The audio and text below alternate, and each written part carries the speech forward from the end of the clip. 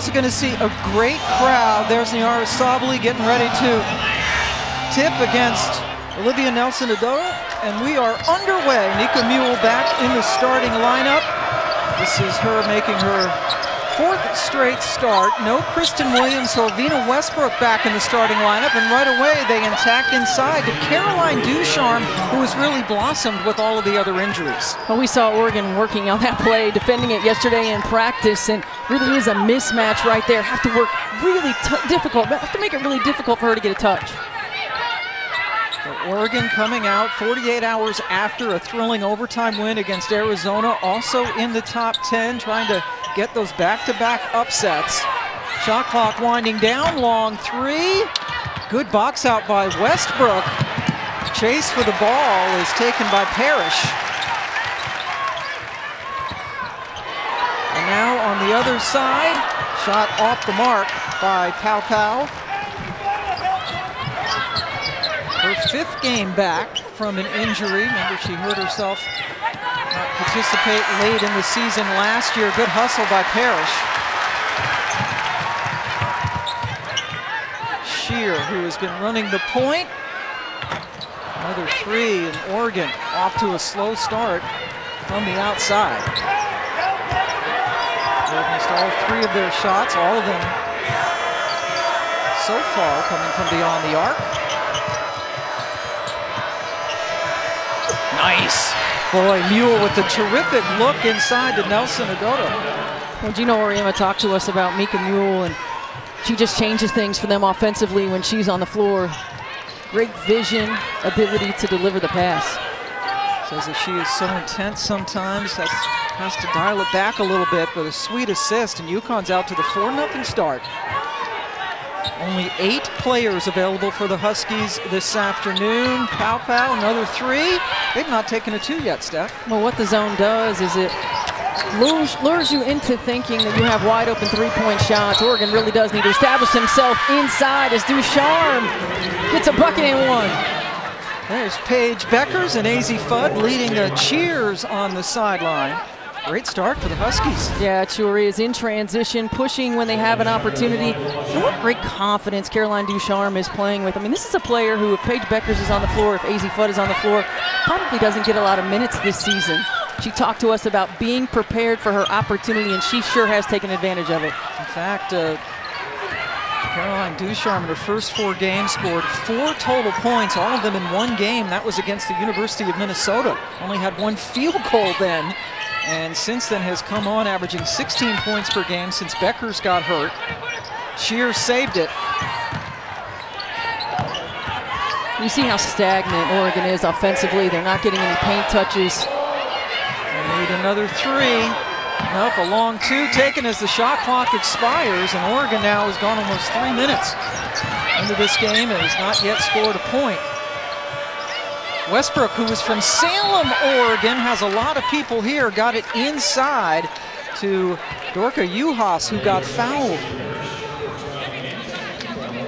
Now, Gino Auriemma, who has had the most brilliant of careers with 11 national championships, and in his 37th season, was talking to us today about the challenges. He says we have 4 players who can hit outside shots on this team, and 3 of them aren't playing. Yeah, that's a problem. Yeah. The game is about shot making. It certainly is a problem. But what they do have is they have a system that is an equal opportunity system. They have a system where anybody can be in any position on the floor. So when you don't have perimeter players, as they only have 3, their bigs can work around the perimeter because it's what they do every day. Juhas missed the second one, but a terrific rebound. Nelson-Adora draws another foul.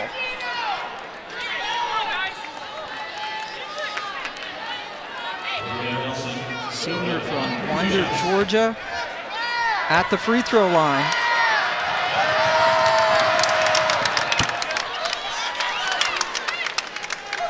Kelly Graves, the head coach for this Oregon team. It's a big win against Arizona the other day.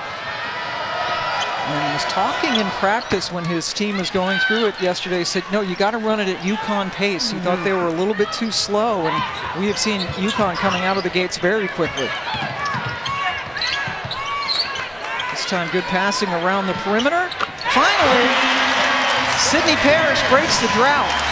Sydney Parrish is one of those players that benefits from having the big three back on the floor. You know, she can play the wing, she can play the stretch four. She's a catch and shoot type of player, and she gets more of those opportunities with Rogers and Pow Pow. Westbrook misses the outside shot. Oregon is the best three-point shooting team in the Pac-12, hitting 38% coming into this game. Sabally, they kind of left her open. Why not, Pam? That is her third make in 6 attempts from distance this year, and just like that, they're only down 4. Good defense by Sabally. That's good catch by Mule. Oh, good seal by Nelson Adota. That pass was just a little bit late, but she was able to get it back. Good effort to get it inside. When you see the 2-2-1 by UConn, really want to try to slow the pace down. They don't want to allow Oregon to get in an up-tempo game. In order to set that 2-2-1, you have to score the basketball, and UConn's been doing that. UConn has hit 4 of its 5 shots this afternoon. Not a lot of movement right now by Oregon. Pace is very slow, passing around the perimeter. And the shot clock winding down. Turnover on a traveling call. Well, Oregon does a good job finding the skip pass, the extra pass. Sydney Parrish knocking down the 3. And then in transition, look at Pow Pow, just her pace. She's calm, she delivers the ball, and Sabally says, you don't want to guard me, I'm going to take that 3.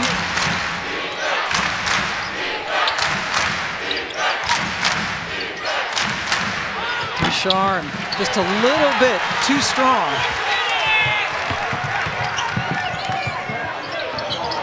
Inside, Sedona Prince had it roll out. Rebound taken down by Westbrook, who was on the move.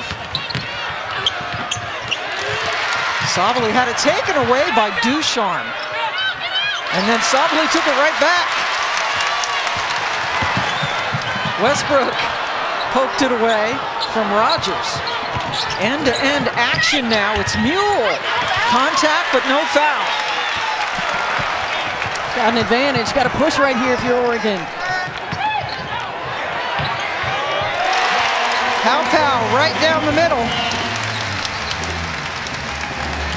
I was talking to Kelly Graves in mid-December, and he was talking about Tahina Pow Pow coming from the same high school as Kelsey Plum, Candace Wiggins, and their high school coach says Pow Pow is the best that they've ever coached, and that is a huge compliment. And Kelly Graves said she just means so much to our team with her playmaking ability. So UConn got off to a fast start. Oregon chipping away down 4 as we hit our first timeout in Eugene.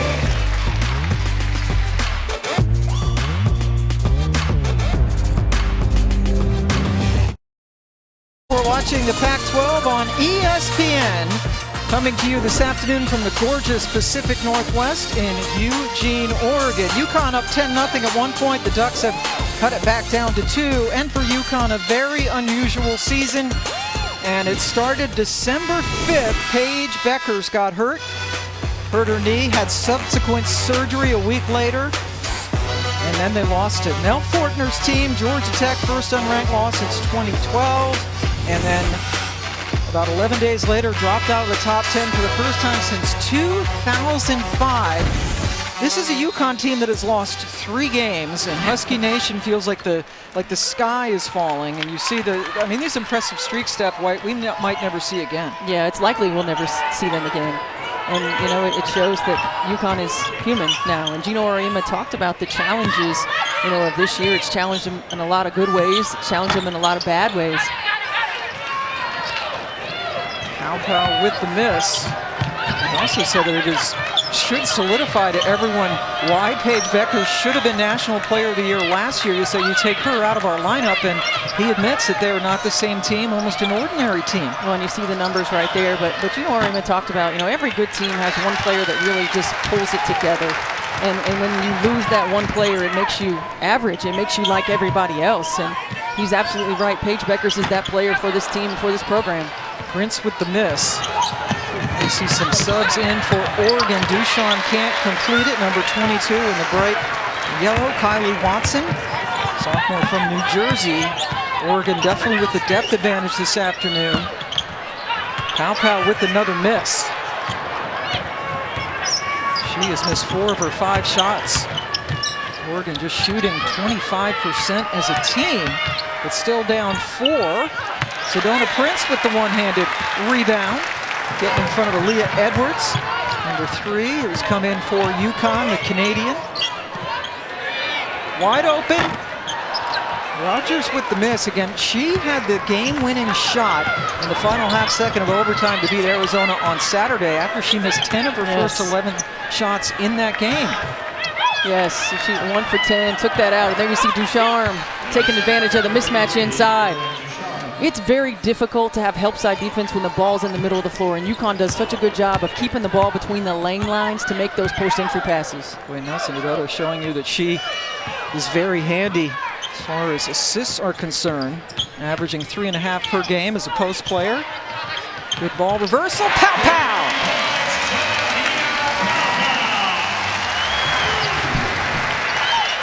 This is also an Oregon team, Pam, that, again, we say the second game that they have played in a back-to-back game where they've had their full complement of players. So it's going to take them a little time to get their rhythm on the offensive end, on the defensive end of the floor as well. They're really in mid to late November form.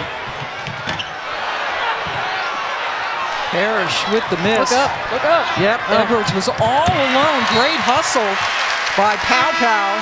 But yeah, they were very late. Missed the opportunity to score in transition. Ball inside. Again, UConn keep running that. Ducharme has a size advantage. They're getting it to her inside. And then really good skip pass in transition. Pau knocks down the 3. And Caroline Ducharme at 6'2", a freshman from Milton, Massachusetts, said she grew up as a UConn fan since age 8, but said that she kept an open mind. In fact, took a visit to here in Oregon. As did AZ Fudd before they both signed with Connecticut. Uhas. Oh, that's a tough pass. Good catch by Ducharme. Edwards, guarded by Prince.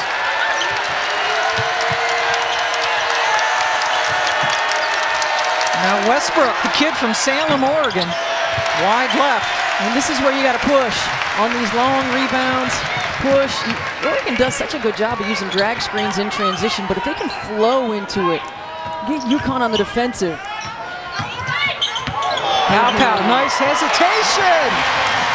Man, watching her on film, I mean, her ability to change speeds, she doesn't get too rushed. She uses her body, her head and shoulders, her eyes to fake. And an example of what Oregon is when she's not out on the floor. She has been invaluable since coming back from the injury. Westbrook. Uhas with the shot clock at 7. Rebound by Shania Pinto as Kelly Graves continues to substitute. And I'm going to look to get this last shot. Kelly Graves, they were working in the horns today, but at this point in the ball game, end of quarter, just give her an on-ball screen, let her go to work. Pau plowed right in to Uhas, and they call it a blocking foul.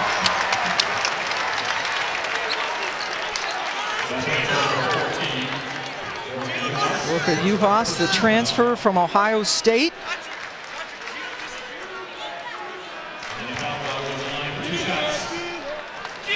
So Pau goes to the free throw line, 86%, just 12 of 14 so far. Thursday, how about a top 5 matchup in the ACC coming your way? Women's college basketball, Louisville and NC State. Come on, number 3 and number 4. Coverage starts at 7:30 Eastern on ESPN. Game available on the ESPN app. Pau delivering. And she's going to sit down. Kelly Graves going to give her an extra break as Shear comes in to close out the quarter. Oregon with the lead for the first time on a 7-0 run. UConn missed 11 of its last 12 shots to close out the quarter. They trail by 1. And it is indeed We Back Pat Week. Gino Auriemma, Pat Summitt, they had some battles, would you say? They had some terrific battles. And he has great respect. Very different personalities in many ways, very alike in others. And the Pat Summitt Foundation has done some terrific work into Alzheimer's research, raising millions of dollars. The Pat Summitt Foundation, adult day centers or respite for caregivers, which is something that a lot of people overlook. It's so hard on the family and friends that have to take care of the Alzheimer's people. So the Pat Summitt Foundation doing wonderful work. And Oregon has shut down Connecticut. Connecticut got out to a 10-0 lead, and it's been a different story ever since. Oregon has found a way to put the ball in the hole, and UConn has had a hard time over the last few possessions. And again, that's where you miss a player like Kristen Williams, who can create on her own, who can attack, who can help push in transition. Again, Williams unavailable because she's in COVID protocols. But on the defensive end of the floor as well, Gino Auriemma talked to us about we have to play a lot more zone now. We can't play as much man-to-man. We don't have the pieces. We've got to play zone. We've seen the last 2 possessions, they've gone man. And Kristen Williams was one of the main focuses of the scout for Oregon. Jody Berry, the associate head coach, did the scout. As that is bounced in by Shear. So no Kristen Williams. Steph mentioned she is in protocol. They are saying that Paige Beckers is on track to return in mid-February. No timetable yet for Fudd, but they say she is on track as well. Williams bottled up nicely. Juhas. Shot clock winding down. Mule sends it over. They need a shot, and they won't get one off. That is the highest level of activity we've seen on the defensive end thus far by Oregon. They've mixed up their zones. They've mixed up man-to-man. On that possession, active hands, active feet, forced UConn to be uncomfortable on the offensive end. Edwards taking a seat now for Connecticut. And just 8 players available for the Huskies this afternoon. They came in yesterday and will charter back east right after the game.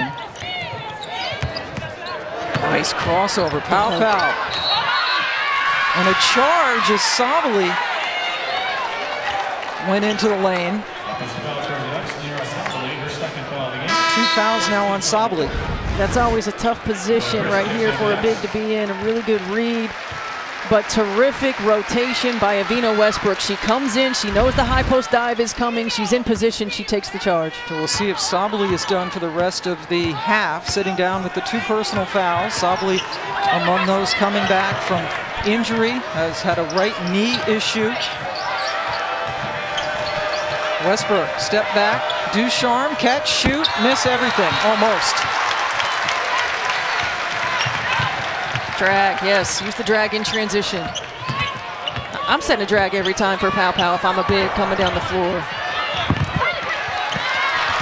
Terrific hustle by Watson, pow!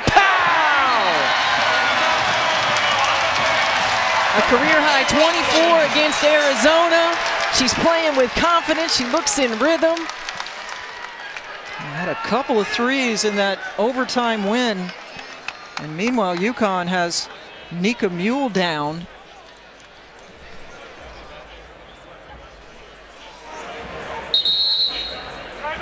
She is flexing her right wrist, as you see.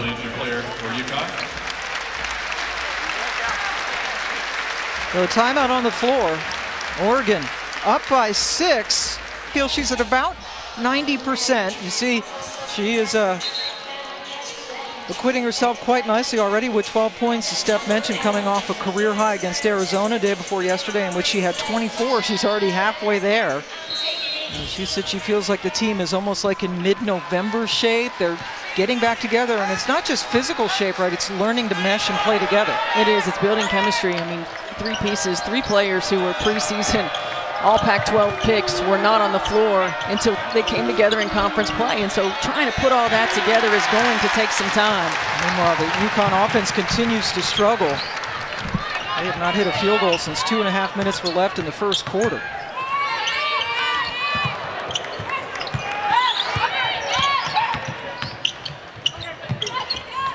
Pow, guarded by Ducharme.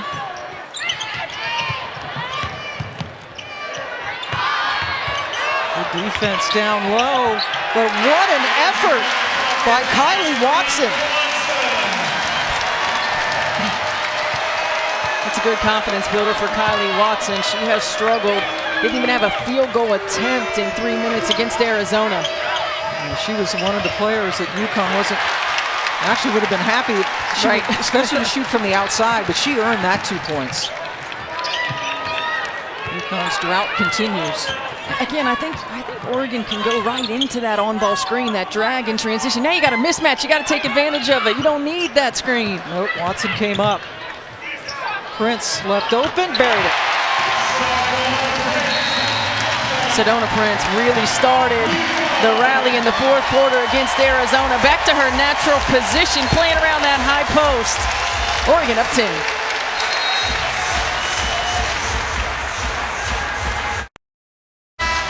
Welcome back. Oregon has hit its last 3 shots. Sedona Prince this time. Kelly Graves said that is exactly where she's most successful, and Niara Sabali is loving it. When I was talking to him in mid-December, he had said Sedona Prince is a high post, around the elbow type of player. That's where she feels most comfortable. She was having to play back to the basket because Niara Sabali was not on the floor. He said she will benefit most when Sabali gets back, and she's played with such great confidence. Yeah, a lot of freedom out there for the redshirt junior. Started her career at Texas. You might recall she didn't play there after suffering a horrific leg injury for USA basketball, and UConn just can't get anything going. Prince runs into Mule, and a blocking foul. Good to see Nika Mule out there after she was shaken up a little bit earlier. NBA Wednesday doubleheader coming your way. The Hornets square off against the Celtics, starting things off at 7:30 Eastern. That's 4:30 Oregon time. Then the Clippers take on the Nuggets. NBA doubleheader available on ESPN and the app. Coming your way on Wednesday. Prince at the line. And it was Sedona Prince who had the social media post that shook up the world a little bit last year at the Final Four, showing the disparity between the men and women's weight rooms.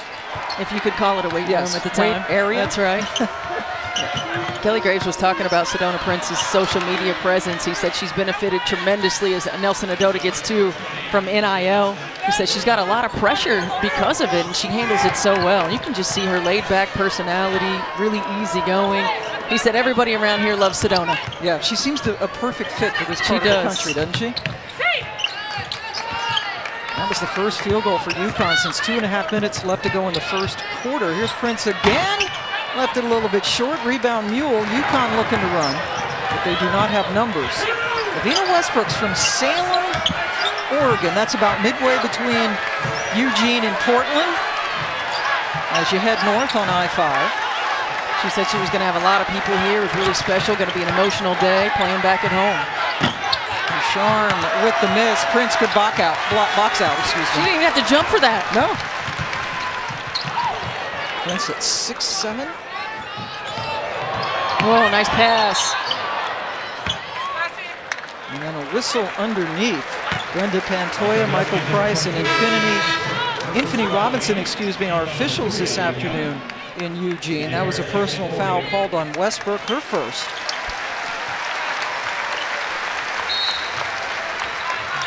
India Rogers getting a hand from this crowd. Nice crowd on hand. Boy, they're up even in the upper deck of Matthew Knight Arena.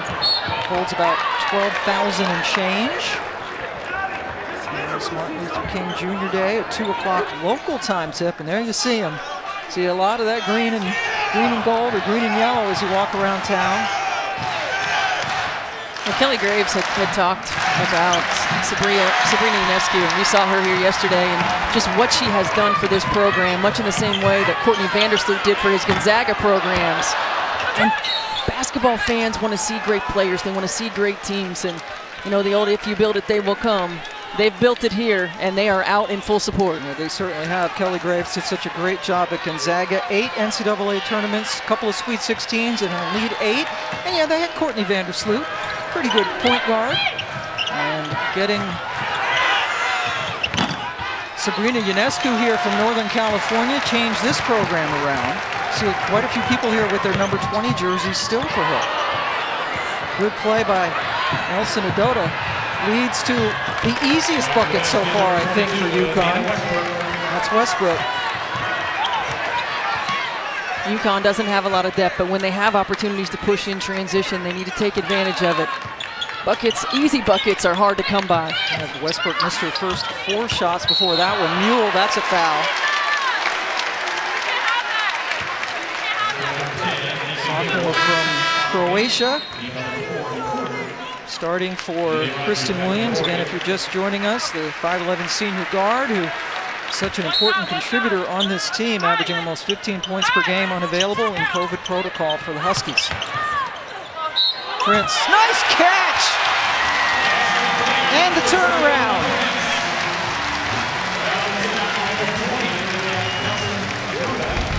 Well, great patience on the out-of-bounds play. Option 1, 2, and 3 weren't there. Maddie Shear able to deliver to Sedona Prince. Gino Orion was talking to his team today in shoot-around about being disciplined and not fouling. And right now they're giving Oregon opportunities at the foul line. And a lot of these are little touch fouls.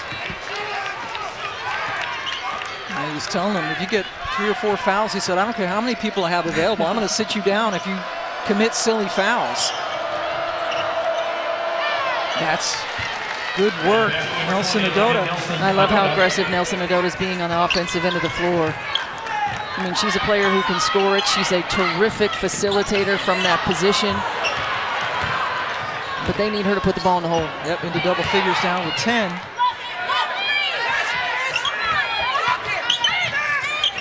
Prince, sweet spot. She can score in bunches. She had 10 in the 4th quarter against Arizona. We're seeing her get active and play with confidence right now. Finished with 16, as you mentioned, 10 in that decisive 4th quarter on Saturday. They were down 17 in that game in the 3rd and came back to win in overtime.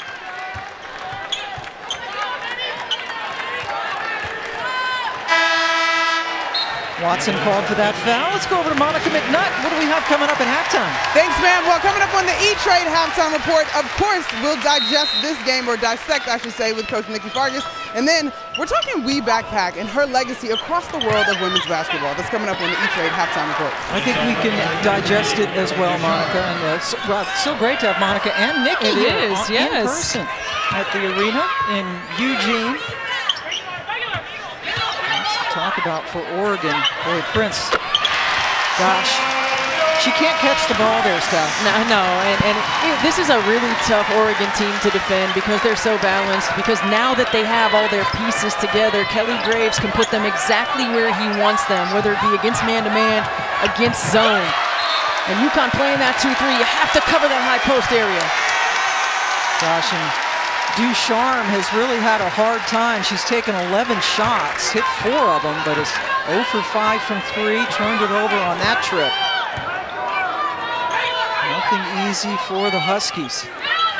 Their losses to South Carolina, Georgia Tech, and Louisville, trailing here to an unranked Oregon team. Leah Edwards turned it over. Oh, that hurts. The extra shuffle. Aaliyah Edwards did such a good job of getting in the passing lane right here. That's a long pass across court. And you'll see when she picks it up, the 1, 2, 3. And the fans behind us chanting, "You can't do that." You're right. You can at the next level sometimes. Yeah, it's true. 3 missed by Rogers. Here comes Mule. No, you're not used to talking about UConn teams having a small margin for error as Olivia Nelson-Adota goes to work, but the travel called underneath. But this is a team that has been decimated by injury. Now Kristen Williams in COVID protocol, so margin for error is really slim. Have to take advantage when you have opportunities, and here's Nelson-Adota down low. Yeah, the right foot shuffled just a little bit. 11 turnovers for the Huskies. Oregon has turned them so far into 8 points. Minute and a half left to go in the first half. Number 15, Filipina Che, in for Oregon. There she is. Kelly Graves says she's Tierra McCowan-like. Got fouled. Yeah, he really had a lot of high praise for Filipina Che. Said she loves the game. She hasn't been playing very long. She's got great hands. She studies. She's a film rat. She wants to get better. And he did. He said she's like Tierra McCowan was at this age. And oh yeah, she's 6'8". And Canadian. She's from Calgary. And a lefty. That one for LaChina Robinson. We have a really good Super Tuesday doubleheader for you tomorrow night. Men's basketball. How about Kansas and Norman to take on Oklahoma? And then follow that up in the ACC as Duke takes on Florida State. Both games on ESPN and the app. One app, one tap. Again, men's basketball tomorrow night.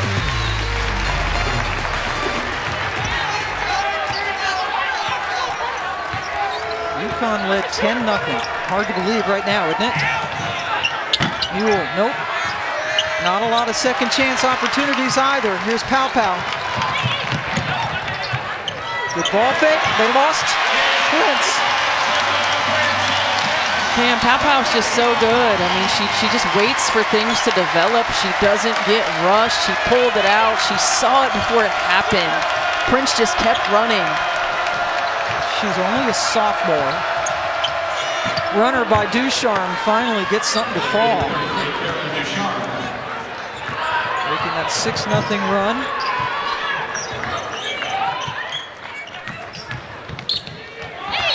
Contact counted. India Rogers.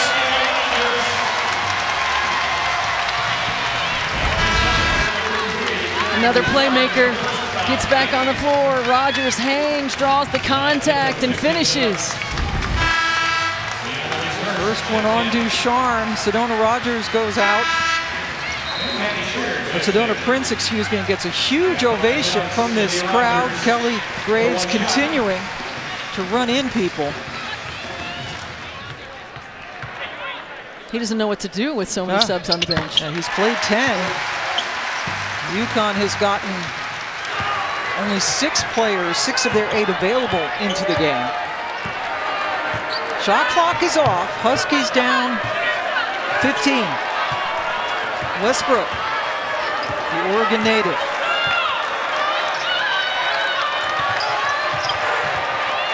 Inside, blocked by Che.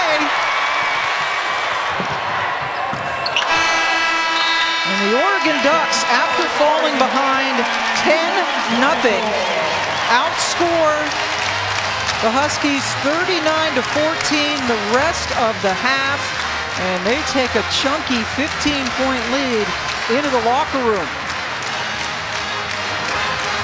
Holding the Huskies to only 37% shooting from the floor. Pow Pow and Prince with a dozen apiece to lead the way. We got Nikki Farkas and Monica McNutt. And for UConn, you know, over the course of the last couple of years, and we saw the numbers right there. It's going to be really important for the Huskies to establish themselves with some high percentage shots. Look at them to attack that high post of the zone. Ducharme trying to get it inside. Now Sedona, good pass and a nice result for Uhas, who gets the bucket. That is her first field goal. Only took 2 shots in the first half.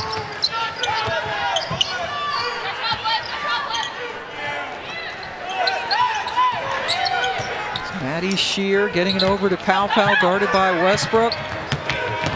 The drive, nice block, and the big primal scream from Nelson Adota. Nelson Adota coming off a game where she had a career-high 8 blocks. And boy, she sends a message right there. Don't bring this in here. Averaging over 2 blocks a game. Yep, career-high 8 blocks and 5 steals in their last game against Xavier, but everything's going well for Pow Pow. Sometimes you have it like that, Pam. Sometimes you do. I loved her energy yesterday in practice. She was vocal, you know, she was active, and that is a good sign for UConn. Avina Westbrook has got to be more assertive on the offensive end of the floor. Yeah, absolutely. That's the first 3 made by the Huskies this afternoon. Just 2 points for Avina in the first half. Well, Avina Westbrook has the experience. She understands what it takes. I remember early in the season, Rebecca Lobo was calling on Avina Westbrook to be that scorer when Paige Beckers went out with injury, and she's been inconsistent offensively. And Ducharme with the 2. Yeah, Caroline Ducharme, the freshman from Massachusetts. As you take a look at Paige Beckers and AZ Fudd sitting side by side on the bench. There's so much talent on the bench, so many points sitting there. Pow, pow, a little bit too strong. Good rebound, UConn. Dodge one right there. She's hit 3 threes. I wouldn't be going under any screens. Prince going to check in at the next whistle for Oregon.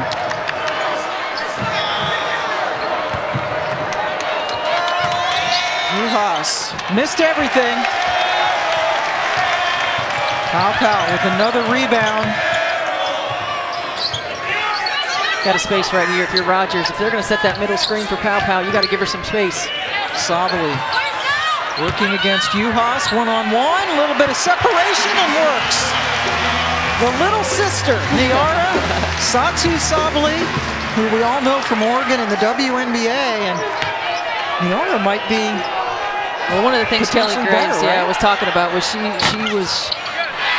So Ducharme hits the 3, and everybody talked about Satu much more polished than Niara early in her career, and that Niara had a potential to be better. She's been saddled with injuries much of her career. Is finally healthy this season and making an impact. Now, number 1, Sabali missed the first 2 seasons with knee injuries. Another 3, this time it's Parrish. But check that sheer.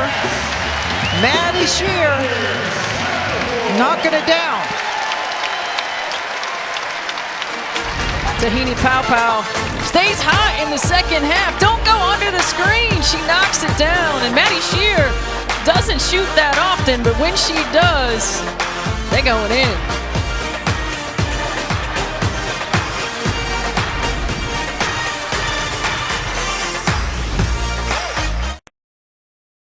UConn 47-34, and they're grabbing money here in Matthew Knight Arena. Are you kidding me? I don't know what this is, but I love it. How much do you think you could grab there, Pam? About $4 probably. Well, Oregon has certainly been money from the three-point line. 6 3-point shots on the day. UConn started in a zone. Oregon struggled the first few possessions, but boy, they found it. 6 of those threes, 4 of them in the first half, and Tahina Pow has 3 of them. She has been lighting it up. They're finding it all over the floor, and the thing that I like most about Oregon is they struggled early, but they stayed within their offensive system. They stayed within their offensive flow. They were stagnant. Once they started moving more, started passing around the perimeter, getting paint touches as well, started opening up, and they were knocking them down. Best 3-point shooting team in the Pac-12.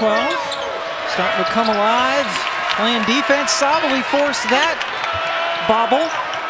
And then Prince and Sabali ganged up on Nelson Adota. Prince back in the game. She was the first one out of the locker room, no surprise, right? When they came back for the second half, all energy, gave us a nice big smile over here when she came out, ready to play. Good first half. It's Michael Price a pat on the back.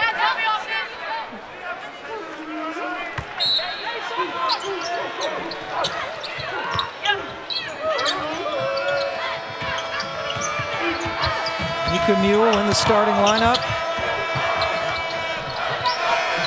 Here's Ducharme.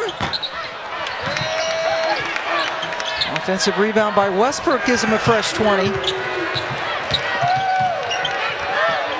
Juhas left open, did not get the bounce. Rebound, though, goes right back to her for the follow. Really good job of staying active on the offensive glass by UConn, getting multiple possessions, multiple opportunities to convert. Oregon's biggest lead was 16 points. Now down to 11. 12 points already in this quarter for the Huskies in the first 4 minutes. Here comes Westbrook. UConn has only played 6 players this afternoon. They have no bench points. Nelson Adota, short, rebound Ducharme. And Juhas gets tied up. Possession arrow gives it back to the Ducks. Ball goes to the Ducks. There you see the bench. Never a good sign, Steph, right? When you have all these people wearing sweats. No, it sure isn't. And UConn, as well as lots of different teams in the country, decimated by injury, but you take Paige Beckers off the floor and you lose the identity of the team. You know, you lose the identity of a team that's held together by what she does. I mean, she is a player who scored or assisted on nearly 60% of UConn's offense. Sedona Prince having herself a weekend, a double-double in the overtime win against Arizona. And she is rolling tonight. Defense Sabali. Bringing the ball up all the way. Niara Sabali coast to coast. Point forward, Pam, when you have a player like Niara Sabali that can rebound the basketball, bring it down the floor, score in transition. Everybody hitting the deck.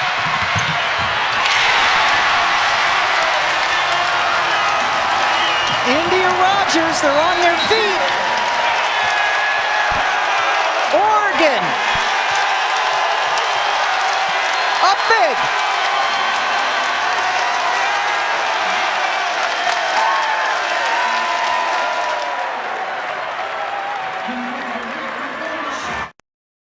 Back, the Oregon Duck and all the other Ducks are having a great time as they lead UConn 53-36. Niara Sabali showing she's one special player. Yeah, she sure is. A really good defensive play inside on Olivia Nelson-Adota. Gets a hand on it, doesn't need to pass it ahead. She has it, she's looking. Look, her head's up, her eyes are up. She doesn't see anybody in front of her, so she finishes in transition. Oregon has 14 points off of 13 UConn turnovers. Just the 8th game of the year for Sabali, says her conditioning is coming back. And there you see the big three who scored 60 of their 68 points in the overtime win Saturday against Arizona have combined for 36, matching UConn's total.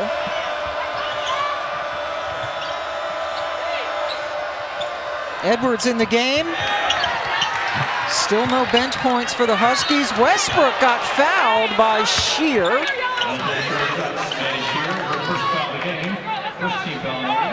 First one for Shear. And sends Avina Westbrook to the line.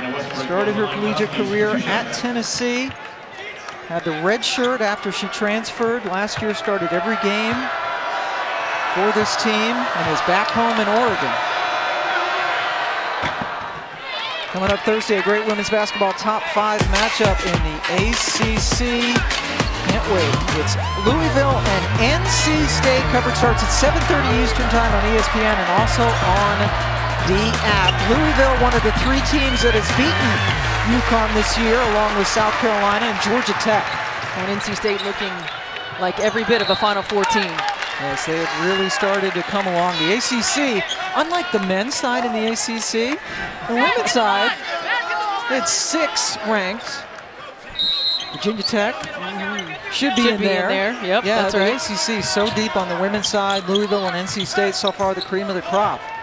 Well, that's going to be a great one coming up on Thursday. Meanwhile, here it's been Oregon. They trailed 10-0 to start.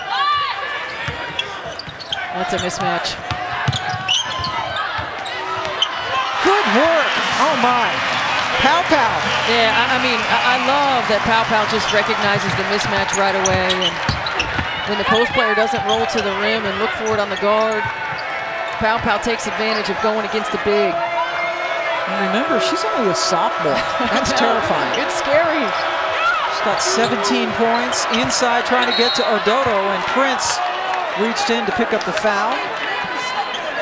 And again, a lot of guards just try to beat bigs with speed. I mean, she gets around her. She uses a move. She uses a what? A little shot fake?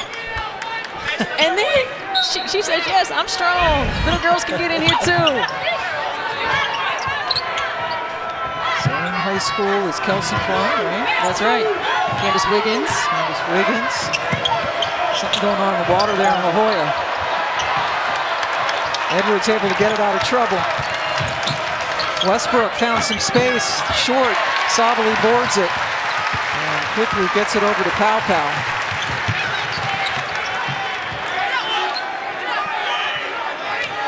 see why this team was ranked 10th in the preseason. They will be back in the rankings soon. Good pass. That's a really good look. Now Edwards' turn to bring it up. The path cut off by Rogers.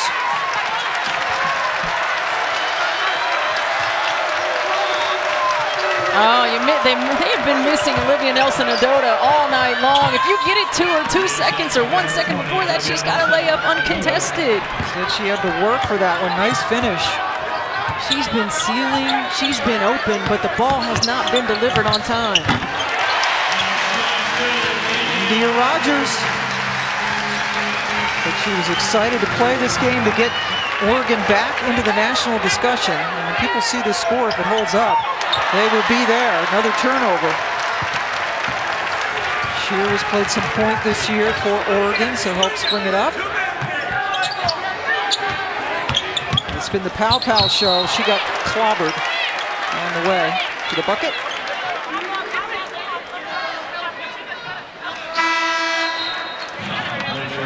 Fifth game back. He played all of 3 minutes before that stretch. Running back from a leg injury. Missed last year's last 5 games, including the tournament.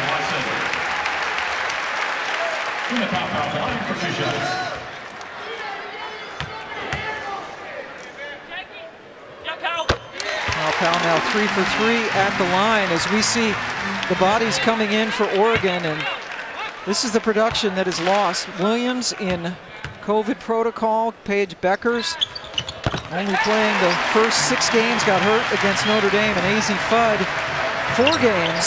And how tough, I know you hurt your foot in the national championship game when Purdue beat Duke. How tough must this be to sit and watch? It's hard. I mean, it really is. It's hard to watch anyway, let alone when you're watching your team struggle and you want to be a part of making it better. And you know, we saw Paige Beckers out there on the floor today and shoot around and just itching to get back out there. Yeah, and that's the good news for UConn fans as you take a look at Paige and AZ Fudd on screen right. This was pregame. About a month out of surgery. Still chucking them up from the outside and having fun. Enjoying it, yep. AZ Fudd just last week started to run on the treadmill, which is good news, but still not ready to come back, hoping to have them for the run in March. And that's an offensive foul. And we haven't even mentioned Aubrey Griffin, who has been out the entire season and will be out the remainder of the season. But when you take away a player like Paige Beckers, again, I mean, she scores or facilitates and really runs the show for UConn. When you take her out, everybody has to play outside of what their normal role. And Gina Auriemma and Kelly Graves, they both recruit pieces that have to fit together in order for their teams to be successful. And that is one big component to take out. Good hustle again by Rogers. Floater. Edwards able to rebound it for the Huskies as we're inside a minute to go in the third quarter. You don't want to try to get in a running game with Oregon if you're UConn. These are some possessions where you need to get it out and try to run offense. Elise Hurst comes into the game and nails a 3. That's her specialty, the Australian. 7th 3 of the game for Oregon. Westbrook, good close by Rogers. Edwards left open.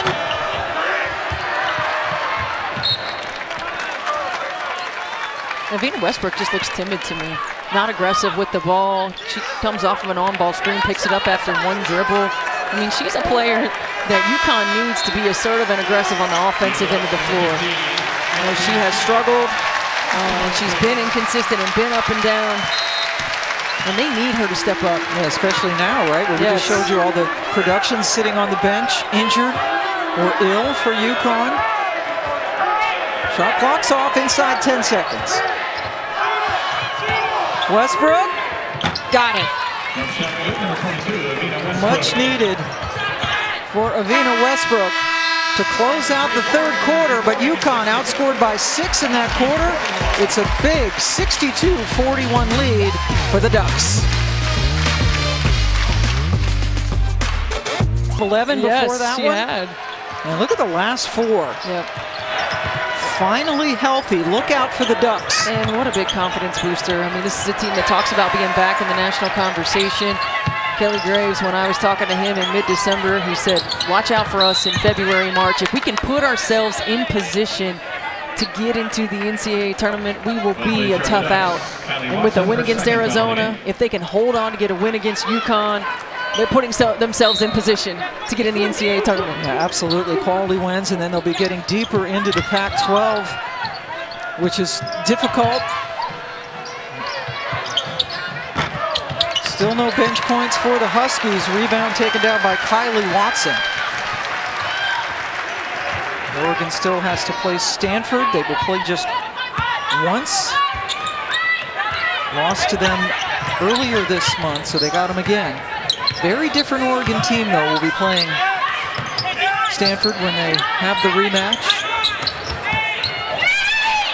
Nice look. Sabally to Pinto. One thing Kelly Graves said about Yara Sabally is that you can't ever guard her with one person. Everybody's eyes are on her when she gets the ball, and because of that, she's able to find her open teammates just like that. And look at that. Gosh. Ducharme. Her first shot in the Wild Falls. Freshman that has been averaging 16 points since Beckers went out with her injury in the 6th game. She is 18 right now.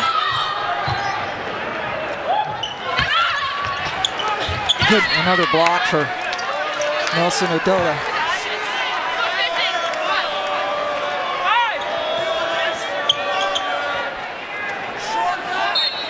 That is her second block of the afternoon.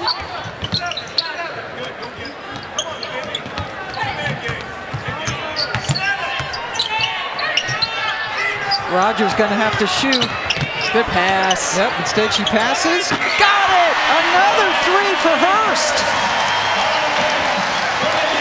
And again, when you get players back in their natural positions, when you get players who can play their role that they were meant to play, like Hurst, she's a catch and shoot shooter.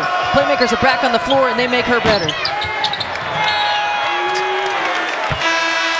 Yeah, Hurst, about 70% of her shots come from beyond the arc, and she's good at it. And early in the season, she was having to handle the ball. She was having to run the point. And now India Rogers finds her, shot clock winding down, gets her the ball in a position where she is most successful. Good hand for Rogers as she takes a break. Hurst is from Bendigo, Australia. Was a great player at New Mexico. Honorable mention, Mountain West last year, now playing here in Eugene.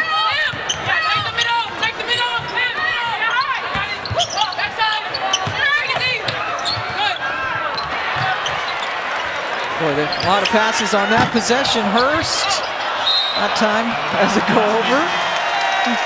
Gets the big smile. You gonna get that? Well, you know I would, but You have the equipment on. Yeah, that's true. Have to get unwired and everything. They might have to get that after the game when they bring the basket down. Yeah, Kelly Graves said he's gonna do it. Here He's we like, go. I got it for you. Oh, First try. now if that would have gone in the basket, this place would have exploded, right? MVP. He's got some skills. And the student section behind us starts yelling MVP for Coach Graves. Big smiles for everyone. Up 24? You said that like you were questioning the I have no idea. They're up a lot. It's a chunky lead for the Ducks. Nelson Ododa still working hard, held by Prince. And Nelson Ododa has been impressive. I mean, she's been aggressive on the offensive end. We know she's a terrific facilitator. But she's being vocal as well. I mean, she's being vocal in the huddles. 6 assists to go along with her 12 points. And again, they missed like the timing of when she gets the basketball is so important. It doesn't have to be that difficult, but that is a heck of a play. If you can get the ball when they're open, it makes their life so much easier. Right here, though, heck of a move on the baseline. Strong finish on the reverse. That's 4 fouls now on Prince, who sits down. Coach Graves talking to her before she does.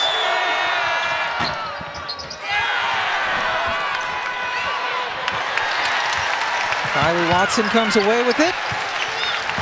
7 minutes to go as Pow looks over and gets a play call from Coach Graves.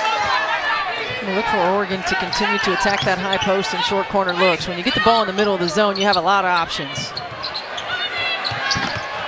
Hurst has missed a couple of threes after hitting her first 2, but an offensive board by Pinto. Floater, in and out by Pow. And then the finish on the other end for Caroline Ducharme. I really enjoyed talking to her and just, her perspective on her expectations coming to UConn, her expectations of whether she was going to play or not. Playing behind Paige Beckers, you're not going to get a lot of minutes. There aren't a lot of minutes to be had, but that she prepped every day, awaiting her opportunity, and when she got it, she took advantage of it.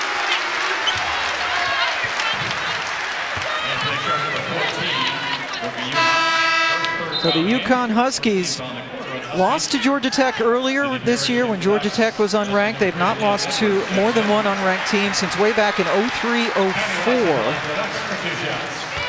That kind of a season. We talked to Gino Auriemma, asked him if it was his toughest season. And it has certainly been, you have these expectations, and then your best player, literally the National Player of the Year, there she is on the left. Paige Beckers is a freshman, was the first freshman to ever win the Naismith, Wooden, and AP National Player of the Year. That good. Yeah, and Gino Auriemma talked to us about, you lose a player like Paige Beckers, and again, you take that player off of any team and what it does to your team, the expectations of UConn fans and the schedule being what it is. Nice tie up. Yeah, UConn fans not used to them losing.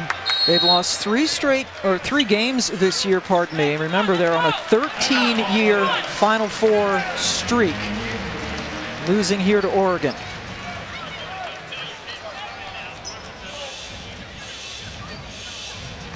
ESPN's exclusive presentation of college basketball is presented by LinkedIn. Whatever you're in it for, we're in it together.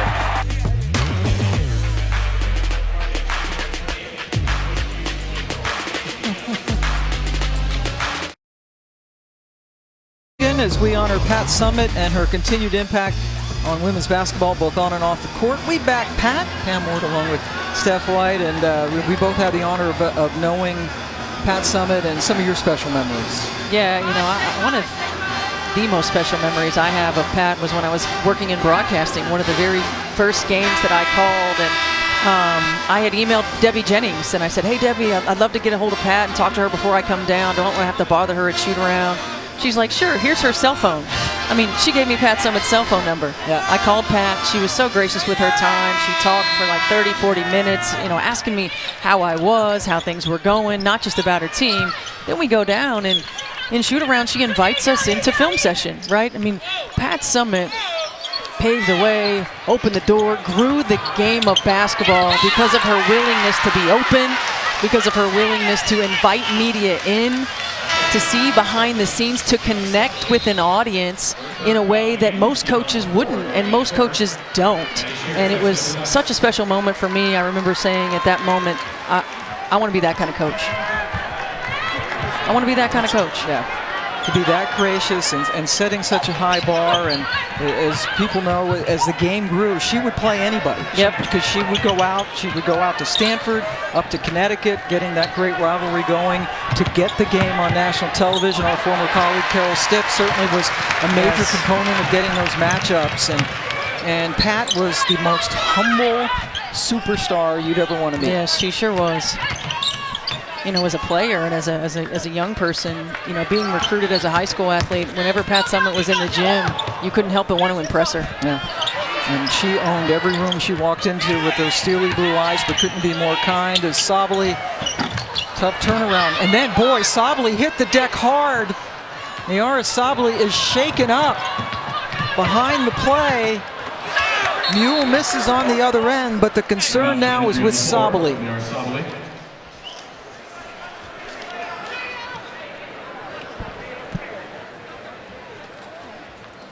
Kim Terrell is the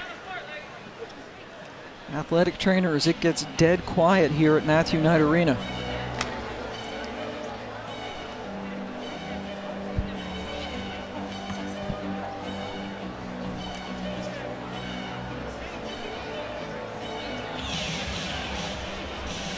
Coach Graves out there as well. This is Sabaly's 5th game back after missing 7 of the last 8. Hurt her right knee early in the season, and that was a hard fall.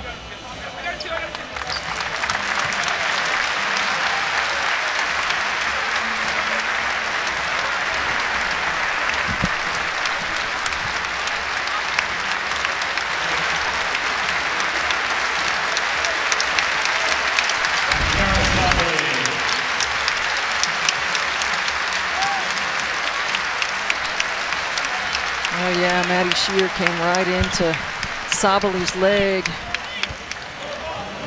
You know, there's... Oh, you hate to see that. She was talking to us about how much work she's been putting into all of her rehab, pre, post practices. And that's the problematic right knee that appeared to take the brunt of that, and she is helped back into the dressing room. Couple of ACLs that wiped out her first 2 years here in Oregon before she was finally able to play. And that's put a damper on what has been a very celebratory afternoon for Oregon.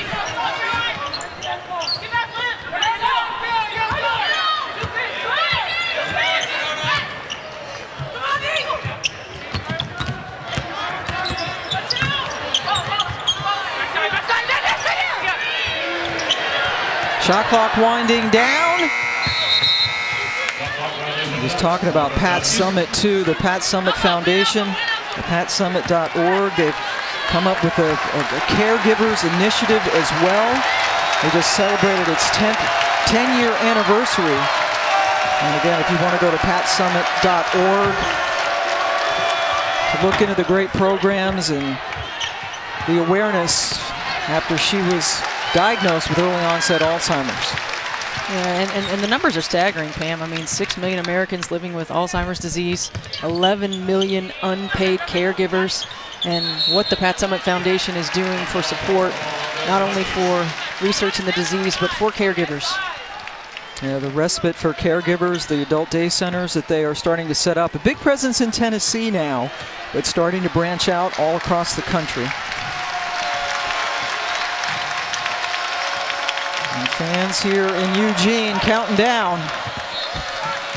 Prince knocks it out of bounds. Remember, this would be not a bad 48-hour stretch, right? You beat Arizona, who's in the top 10, and then you're thumping UConn. Yeah, there's no question. I mean, and just the confidence that this team is building, you know, getting players back on the floor and playing well together. I mean, it's not easy. You look back at some of the losses that they had in November and December, to be where they are now and to know that their best basketball's ahead of them. Boy, Westbrook with a terrific pass to Ducharme. And Coach Auriemma said he'd love to run with this team, but obviously, well, not so obviously perhaps, but could not do that because of the just 8 players available, and they've only played 6. Edwards is the only player to come off the bench this afternoon for the Huskies.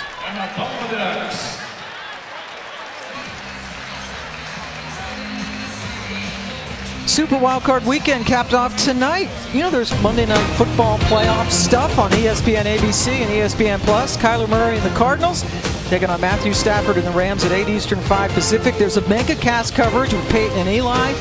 right here on ESPN2 and ESPN Plus, Between the Lines on ESPN Plus, and the ESPN Deportes Spanish language version. We got it covered, and here's the comparison. Matthew Stafford is not in Detroit anymore. He's playing in a playoff He's game. happy he's not in Detroit anymore. With all due respect, those long-suffering Lions fans, bless your heart, but that's going to be a great matchup coming up tonight. That's exciting, right? We got playoff football on a Monday night. It is exciting. Who you got, Pam? I'm going to go with the fighting Matthew Stafford's in that You one, are, I think. yeah. That's probably a good choice. Yeah. Arizona seems to have hit a little downfall the latter half of this season. Peaked a little early. They're no Tennessee Titans, right? No, they're not. Nashville excited about them. Sure are. Can't connect with Edwards. Rusham getting so much experience, and now some pressure from UConn. And you wonder what lies ahead for Connecticut. They're playing in the Big East, back in the Big East for the second straight season after the American Conference, in which they lost exactly 0 games. They were 139-0. Yeah. And off to a similar start in the Big East. Watson with the follow. And Niara Sabali is back sitting on the Oregon bench with ice on her right knee. Can only hope for the best for Niara, especially as you mentioned, boy, so much work to come back.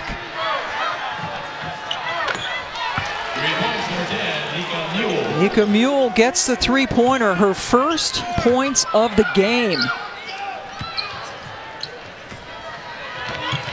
Well, I think this is, you mentioned what happens next for UConn. I mean, this is a UConn team as Pow Pow knocks in another three. It has opportunity in conference play to build some confidence with some of their other pieces, get Kristen Williams back. Of course, have a matchup early February with Tennessee. And before that, they play South Carolina for the second time this year, and that will be in Columbia. They played them earlier this year in the Bahamas and lost by 16. And there's Gino. 2007, that was the Sylvia Fowle, Simone Augustus era, right? Yes, that's right.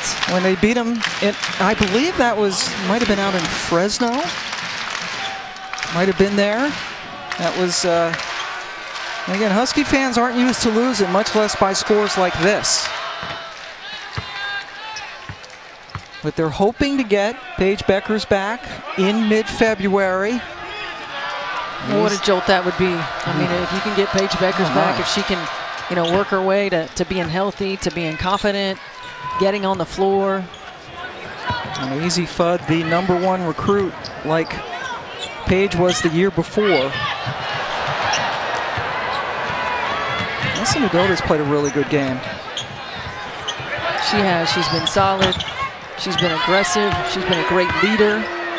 Yeah, and she doesn't care that they're down 20. She's still working hard. And that's one thing with UConn. They're perennially great condition. They're going to play hard from whistle to whistle. And when you go to practices, if you're ever fortunate enough to go, the paces that his staff and Gino puts him through is very impressive. It is, and he was even talking today in shoot-around about how hard you have to cut, how quickly you have to move. I mean, there's a pace with which you have to do everything in order to be successful, and he holds him to that standard.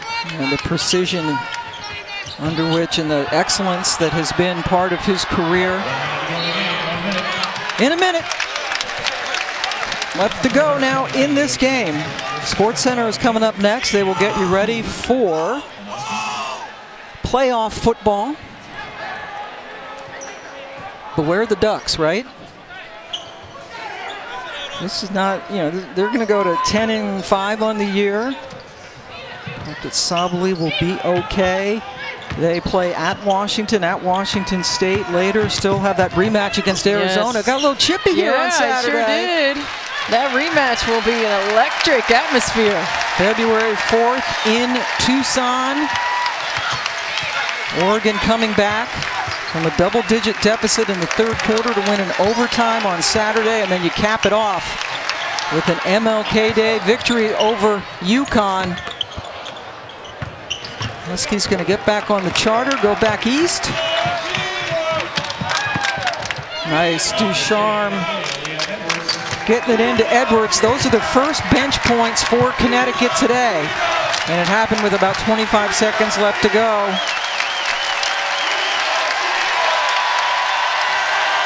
And the fans at Matthew Knight Arena rise as one. The Oregon Ducks have beaten UConn 72-59, the second straight time they have taken them in convincing fashion, doing that also the last time they met 2 years ago. UConn up 10-0 in this game, and then a whole nother story. Well, what a big weekend for Oregon. I mean, beating 2 top 10 teams back to back, getting healthy, and thoughts and prayers to Niara Sabali. Hopefully she's going to be okay, but getting back to being the team that Kelly Graves knew they could be, and what a confidence boost for them this weekend. 22 points for Pow Pow after a career-high 24 on Saturday against Arizona. Yep, Kelly Graves was saying we're gonna get there. Right now it's kind of a November feel, trying to get everybody back together. Paige Beckers, gosh, we certainly hope we see her soon, and that Niara will be okay, Niara Sabali. But what a show put on by the Ducks. Soon to be appearing back in the top 25. No question about it.